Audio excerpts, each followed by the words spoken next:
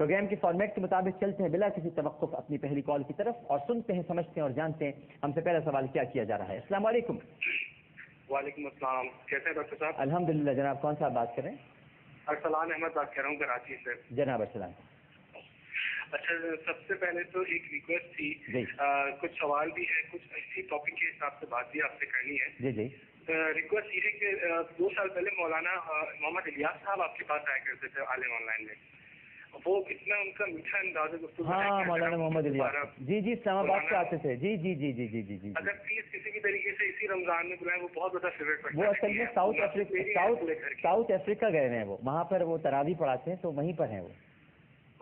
چلیں پھر انشاءاللہ اگلی دفعہ صحیح، انشاءاللہ جی انشاءاللہ۔ اچھا، میرا ایک سوال ہے جی، اس کے بعد یہ جو آپ کی ایک ویڈیو آئی تھی اس کے حوالے سے تھوڑی سی ٹیکنیکل بات آپ کو بتانی تھی، اگر آپ مجھے اجازت دیں۔ جی بالکل فرمائیے۔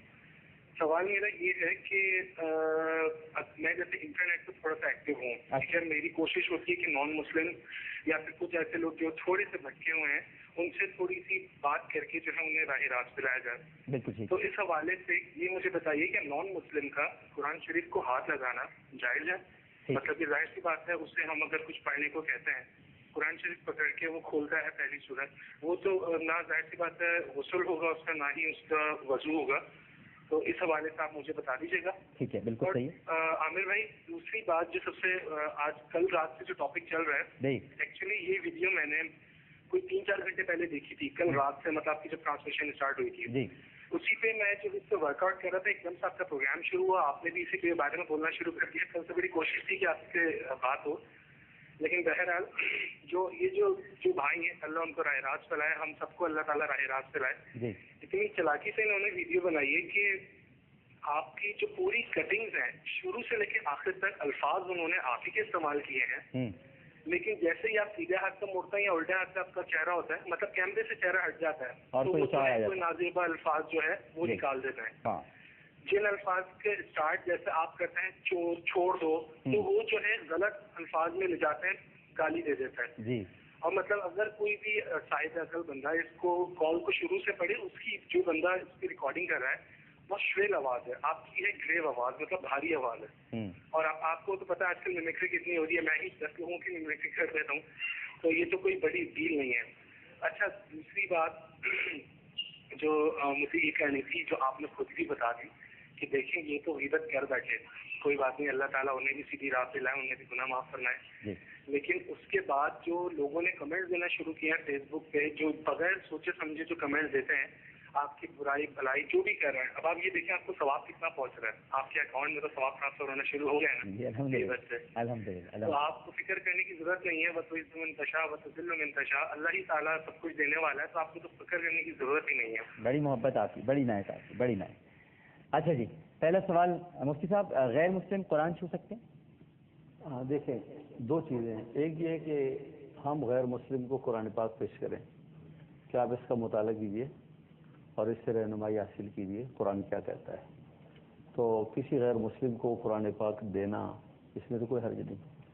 اور ایک ہے غیر مسلم کا قرآن پاک کو چھو کر پڑھنا، تو قرآن کریم نے تو یہ فرمایا کہ لا یمسہ الا المطہرون، پاک لوگ اسے چھوئیں، تو غیر مسلم اس وقت تک احکام اسلام کا پابند نہیں ہوتا جب تک کہ وہ مسلمان نہ ہو جائے، تو اگر وہ مسلمان نہیں ہے، وہ چھوئے گا تو اس کا اپنا فعل ہے، اس کا چھونا جائز ہے یہ نہیں ہے یہ نہیں کہہ سکتے، اس لیے کہ وہ تو احکام قرآن کا اور احکام اسلامی کا مخاطب نہیں ہے، وہ تو جب اسلام لے آئے گا اس وقت ہوگا۔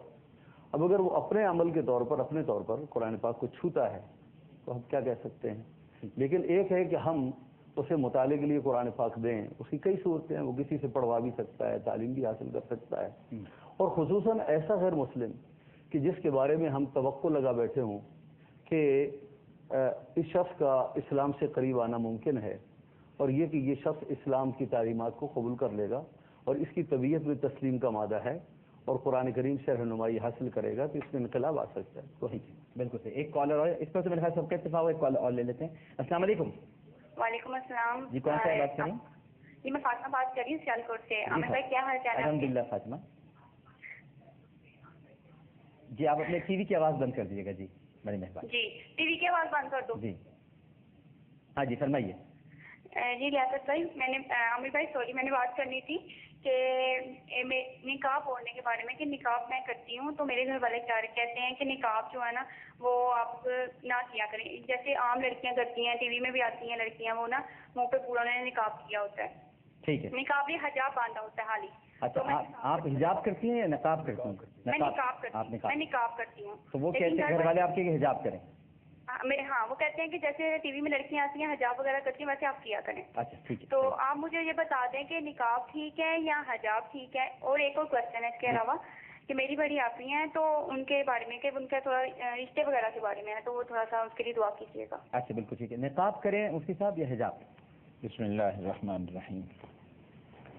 شریعت اسلامیہ میں خواتین کے لیے باقاعدہ پردے کا حکم قرآن و سنت کے اندر دیا ہے، اور اس کے لیے باقاعدہ حجاب کا حکم ہے. صرف نقاب سے خاتون کا جو پردہ ہے وہ کافی نہیں ہوتا. اور میں بہن کو یہ بھی بتلانا چاہتا ہوں کہ غیر محرم سے بات کرنے کے لیے خاتون کو ضرورتاً اجازت ہے، لیکن اس میں ایسے بے تکلفی نہ ہو جیسے محرم اور گھر کے فرد کے ساتھ ہوتی ہے. تو ذرا محتاط ہو کر بات کریں. اس طرح بات کہہ دینا کہ کیا حال چال ہے بھائی، تو یہ بات بھی درست نہیں ہے. اگر مجھ سے اس میں ایڈیشن کی بات ہے، انہوں نے حجاب کو نچلے گریڈ پہ رکھ کے نقاب اوپر والے گریڈ پہ ذکر کیا ہے، یعنی انہوں نے اس کو چہرے کو ڈھانپنے کی بات کی. میں اس میں یہ بات سمجھتا ہوں کہ نقاب کرنا جو ہے نا ہر لحاظ سے حجاب کے مقابلے بہتر اور افضل ہے. کم از کم اس کے بارے میں دو آراء علماء کی موجود ہیں، کچھ اس کے وجوب کے قائل ہیں اور کچھ اس کے استحباب کے قائل ہیں. آپ تقویٰ بات سے چلے، لیکن میں بس یہ کہہ رہا ہوں کچھ علماء جو وجوب کے اور کچھ کے ساتھ استحباب کے قائل ہیں. اب مسئلے کی بات یہ اگر وہ حجاب کر رہی ہوتی تو ایسی صورت میں گھر والے اگر ان کو یہ بات کریں تم نقاب کر لو، یہ تو اچھی ریکمنڈیشن تھی. اب وہ کر نقاب رہی ہے اور گھر والے کہہ رہے ہیں حجاب کر لو، تو اس کا مطلب ان کو وہ ایک اسٹیپ نیچے لے کے آنے کی کوشش کر رہے ہیں. تو میں یہ سمجھتا ہوں فتق اللہ مستطعتم کے تحت اگر انہوں نے اپنے آپ کو حجاب کی بجائے نقاب کا بند بنا لیا تو ان کے گھر والوں کو اس کے اندر جو ہے نا انٹرونشن نہیں کرنی چاہیے.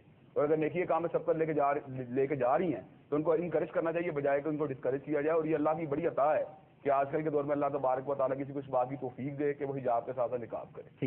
لیکن اصل حکم جو شریعت کا ہے وہ حجاب کا ہے.